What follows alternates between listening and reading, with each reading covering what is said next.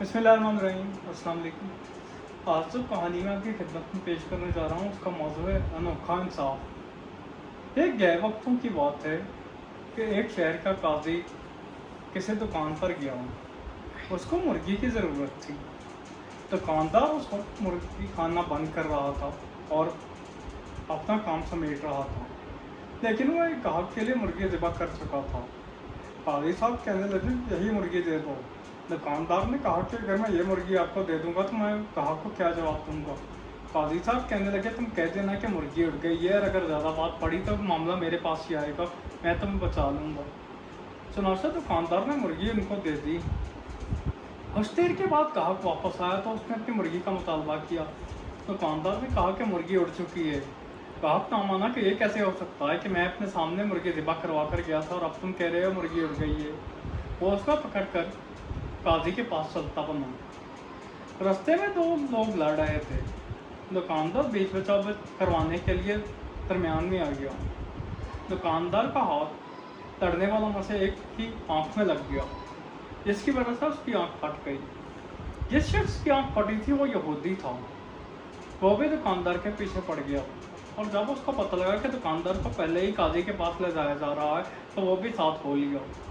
दुकानदार इंतहाई परेशान था कि चलो मुर्गी के मामले में तो काजी साहब बचा लेंगे, लेकिन इस मामले में क्या होगा। वो इतना परेशान हुआ कि उसने अपना हाथ छुड़ाया और एक मस्जिद की तरफ भागा और मस्जिद की दीवार पर चढ़कर उसके मीनार से नीचे छलांग लगा दी। मीनार के नीचे एक बूढ़ा शख्स खड़ा था, जिसके ऊपर दुकानदार गिरा और बूढ़ा शख्स फौरी तौर पर मर गया। बूढ़े शख्स के बेटे ने दुकानदार को पकड़ लिया। जब उसको पता लगा कि उसको पहले ही काजी के पास लेकर जाया जा रहा है तो वो उनके साथ ही हो लिया। अब मामला काजी साहब की अदालत में पहुंचा। काजी साहब ने सबसे पहले मुर्गी के ग्राहक का मुकदमा सुना कि मुर्गी में ज़िबा करवा कर गया था, लेकिन अब ये कैसे कह रहा है मुर्गी उड़ गई है। काजी साहब ने ग्राहक की तरफ गुस्से से देखा और कहने लगे, क्या मतलब, तुम्हारा मरने के बाद दोबारा जी उठने पर यकीन नहीं है। ग्राहक बहुत परेशान हुआ कि कहीं कुफर का फतवा न लग जाए। वो कहने लगा, जनाब बिल्कुल मुझे यकीन है कि मैं दोबारा जिंदा किया जाऊंगा। काजी साहब कहने लगे, तो फिर मुर्गी के मामले में तुम्हें क्यों नहीं यकीन। अब बेचारा क्या करता। उसने डरते डरते काजी साहब का फैसला तस्लीम कर लिया।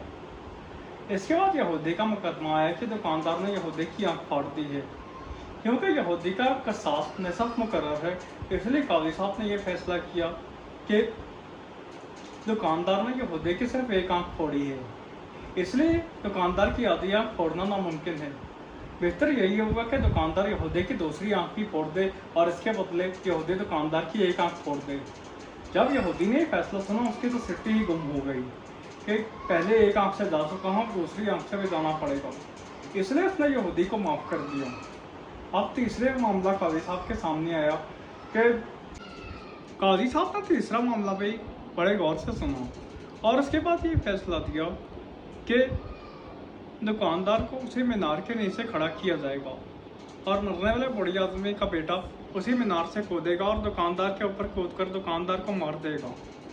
जब मरने वाले के बेटे ने ये बात सुनी तो वो कहने लगा कि जनाब, अगर ये दुकानदार एक कदम भी इधर से उधर हुआ तो मैं अपनी जान से भी हाथ धो बैठूंगा।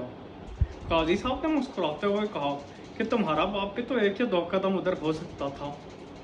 अगर आपको हमारे चैनल पर दिखाई जाने वाली वीडियोस पसंद आती हैं तो आपसे गुजारिश है कि हमारे चैनल को सब्सक्राइब करें। शुक्रिया।